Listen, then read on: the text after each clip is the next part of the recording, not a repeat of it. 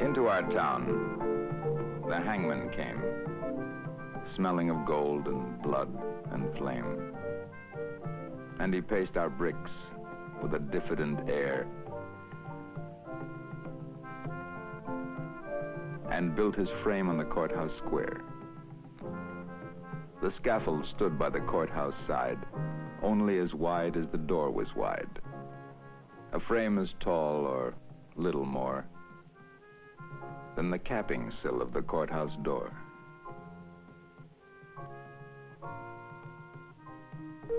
And we wondered, whenever we had the time, who the criminal, what the crime the hangman judged, with a yellow twist of knotted hemp in his busy fist.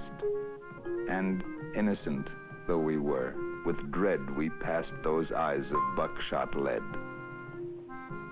Till one cried, "Hangman, who is he for whom you raised the gallows tree?" Then a twinkle grew in the buckshot eye, and he gave us a riddle instead of reply. "He who serves me best," said he, "shall earn the rope on the gallows tree."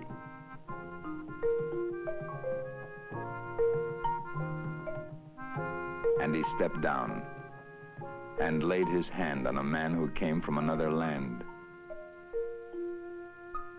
And we breathed again, for another's grief at the hangman's hand was our relief. And the gallows frame on the courthouse lawn by tomorrow's sun would be struck and gone. So we gave him way.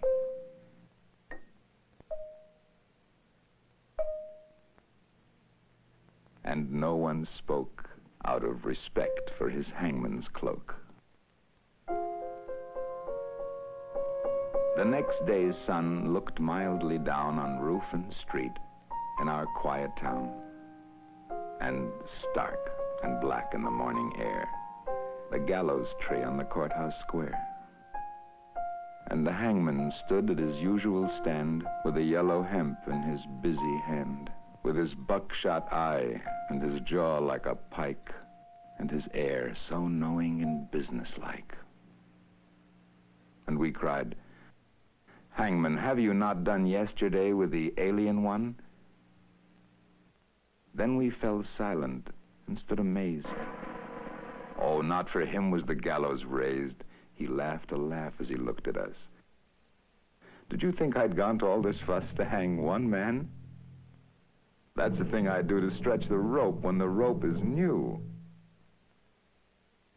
Above our silence, a voice cried, "Shame!" And into our midst, the hangman came to that man's place. "Do you hold," said he, "with him that was meet for the gallows tree?" And he laid his hand on that one's arm, and we shrank back in quick alarm. And we gave him way, and no one spoke, out of the fear of his hangman's cloak. That night, we saw with dread surprise, the hangman's scaffold had grown in size. Fed by the blood beneath the chute, the gallows tree had taken root, now as wide, or a little more, than the steps that led to the courthouse door, as tall as the writing, or nearly as tall, halfway up on the courthouse wall.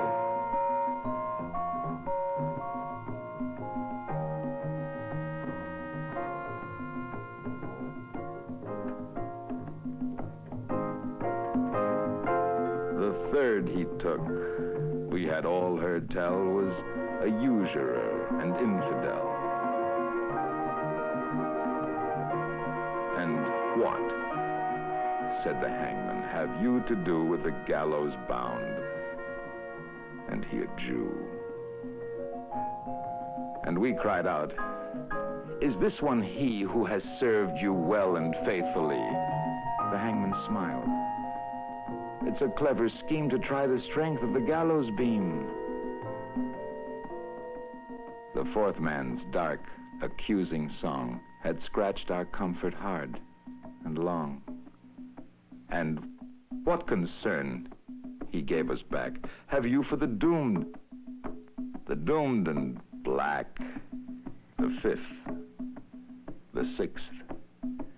And we cried again, Hangman, is this the man?" "It's a trick," he said, "that we hangmen know for easing the trap when the trap springs slow." And so we ceased and asked no more, as the hangman tallied his bloody score. And sun by sun, and night by night, the gallows grew to monstrous height. The wings of the scaffold opened wide, till they covered the square from side to side. And the monster crossbeam, looking down, cast its shadow across the town.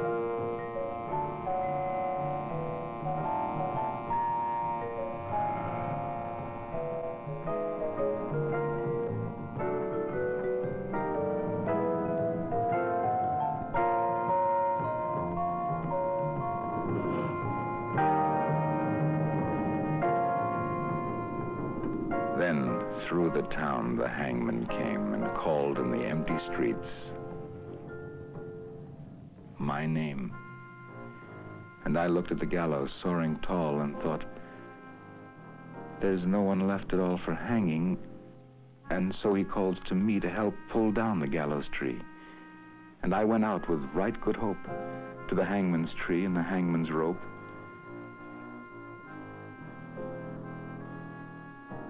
He smiled at me as I came down to the courthouse square, through the silent town, and supple and stretched in his busy hand was the yellow twist of the hempen strand, and he whistled his tune as he tried the trap, and it sprang down with a ready snap, and then, with a smile of awful command, and he laid his hand upon my hand. "You tricked me, hangman," I shouted then.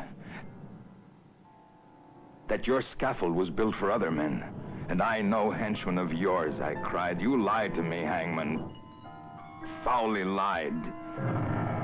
Then a twinkle grew in the buckshot eye. "Lied to you? Tricked you?" he said. "Not I, for I answered straight. I told you true. The scaffold was raised for none but you. For who has served more faithfully than you, with your coward's hope?" said he.